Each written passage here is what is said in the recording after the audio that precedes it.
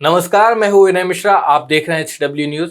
आज मैं बहुत से लोगों की यादों पर जमे धूल को थोड़ा साफ करने के लिए उन दिनों की याद दिलाऊंगा जब सुपरस्टार शाहरुख खान के बेटे आर्यन खान को नारकोटिक्स कंट्रोल ब्यूरो ने ड्रग मामले में गिरफ्तार किया।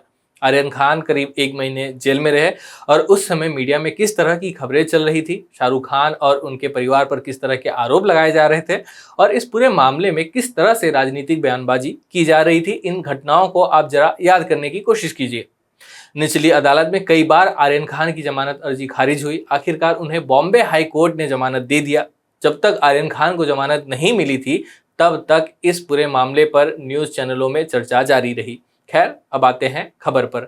सूत्रों के हवाले से हिंदुस्तान टाइम्स की एक खबर के अनुसार नारकोटिक्स कंट्रोल ब्यूरो की स्पेशल इन्वेस्टिगेशन टीम को आर्यन खान ड्रग मामले में कोई सबूत नहीं मिले हैं। आर्यन खान पर इंटरनेशनल ड्रग ट्रैफिकिंग सिंडिकेट का हिस्सा होने के आरोप लगे थे।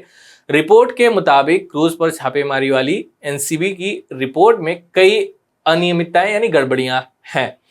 एनसीबी की मुंबई यूनिट द्वारा लगाए गए आरोपों के उलट हिंदुस्तान टाइम्स की रिपोर्ट में कुछ की फाइंडिंग्स हैं जो बताती हैं कि एसआईटी को इस बात के कोई सबूत नहीं मिले कि आर्यन खान किसी बड़े ड्रग्स षड्यंत्र या किसी अंतर्राष्ट्रीय ड्रग तस्करी सिंडिकेट का हिस्सा थे। रिपोर्ट में कहा गया है कि एसआईटी टीम को लग्जरी क्रूज पर छापेमारी में कई अनियमितताएं भी मिली हैं, जिस दौरान आर्यन खान को गिरफ्तार किया गया था।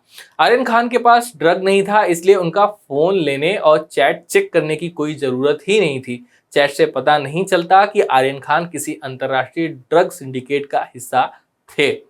जैसा कि एनसीबी मैनुअल द्वारा अनिवार्य किया गया है, छापेमारी की कार्रवाई की रिकॉर्डिंग होनी चाहिए, जो कि इस मामले में नहीं की गई थी।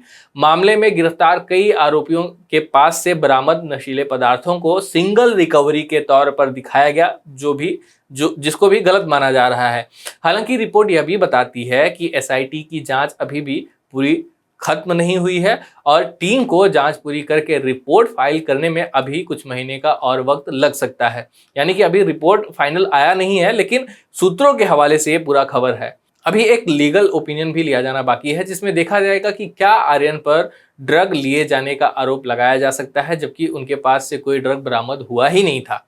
इस खबर के सामने आने के बाद एसआईटी प्रमुख और NCB DDG operation Sanjay Singh ने समाचार एजेंसी एएनआई से कहा कि आर्यन खान को ड्रग केस में अभी तक कोई क्लीन चिट नहीं मिली है। उन्होंने एजेंसी से बातचीत करते हुए अभी कहा कि यह कहना जल्दबाजी होगी कि आर्यन खान के खिलाफ कोई सबूत नहीं है। जांच अभी जारी है, कई बयान दर्ज किए जाने हैं और किसी निष्कर्ष तक अभी नहीं पहुंचा गया है।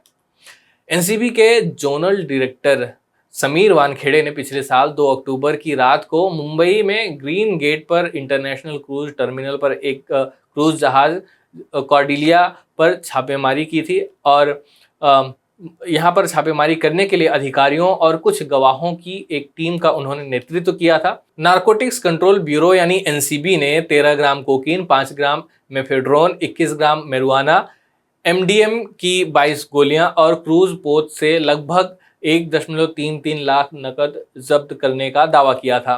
बॉम्बे हाई कोर्ट ने एक आदेश में कहा कि आर्यन खान, अरबाज मर्चेंट और मुनमुन धमेचा के बीच नशीली दवाओं से संबंधित अपराध करने की कोई साजिश के सबूत नहीं है।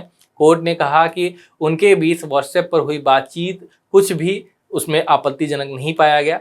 जब आर्यन खान को बेल दिया गया तब अदालत ने आदेश में कहा कि इस न्यायालय को यह समझने के लिए रिकॉर्ड पर शायद ही कोई सकारात्मक सबूत हैं कि सभी आरोपी व्यक्ति सामान्य इरादे से गैर कानूनी कार्य करने के लिए सहमत हुए। 5 नवंबर को समीर वानखेड़े को आर्यन खान मामले से हटा दिया गया। एनसीबी की ओर से कहा गया कि समीर वानखेड़े पर लगे आरोपों के कारण उन्हें इस मामले से हटाया गया ताकि इस मामले की निष्पक्ष तरीके से जांच हो सके। वानखेड़े के कार्यकाल को पहले कुछ समय के लिए बढ़ाया गया था। एनसीबी में वानखेड़े का बढ़ा हुआ कार्यकाल जो था वो 31 दिसंबर 2021 को समाप्त हो गया। विवादों के बीच उनका कार्यकाल और आगे नहीं बढ़ाया गया। उन्हें उनके मूल संगठन DRI में भेज दिया गया। यह केंद्रीय अप्रत्यक्ष कर एवं सीमा शुल्क बोर्ड के तहत एक इंटेलिजेंस एजेंसी के तौर पर काम करता है। शाहरुख खान के बेटे आर्यन खान को जब नारकोटिक्स कंट्रोल ब्यूरो ने ड्रग के मामले में गिरफ्तार किया था तो नवाब मलिक न केवल समीर वानखेड़े और एनसीबी पर हमलावर थे, बल्कि उन्होंने महाराष्ट्र के पूर्व मुख्यमंत्री देवेंद्र फडणवीस को भी इसमें घसीट लिया था। देवेंद्र फडणवीस ने नवाब मलिक द्वारा लगाए गए आरोपों पर सफाई देते हुए कहा था कि नवाब मलिक ने तो झूठे आरोप लगाए हैं, लेकिन वह नवाब मलिक के डी कंपनी के साथ संबंध रखने का भी खुलासा जरूर करेंगे। इसके बाद फडणवीस ने आरोप लगाया कि नवाब मलिक ने 1993 बम धमाकों के 2 आरोपियों से कुर्ला इलाके में तकरीबन 3 एकड़ जमीन खरीदी थी। कुछ दिन पहले महाराष्ट्र सरकार में कैबिनेट मंत्री और एनसीपी के नेता नवाब मलिक को गिरफ्तार कर लिया गया, जिसके बाद सवाल उठ रहे हैं कि आखिर उनकी गिरफ्तारी की मुख्य वजह है क्या।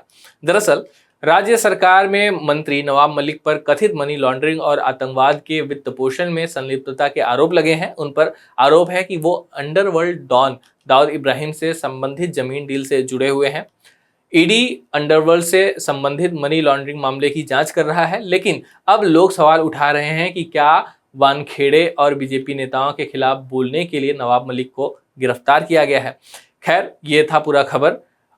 अगर ये स्टोरी आपको पसंद आई हो तो इसे लाइक और शेयर जरूर करें, और आप इस पूरे मामले को लेकर क्या राय रखते हैं कमेंट बॉक्स में जरूर लिखें। धन्यवाद।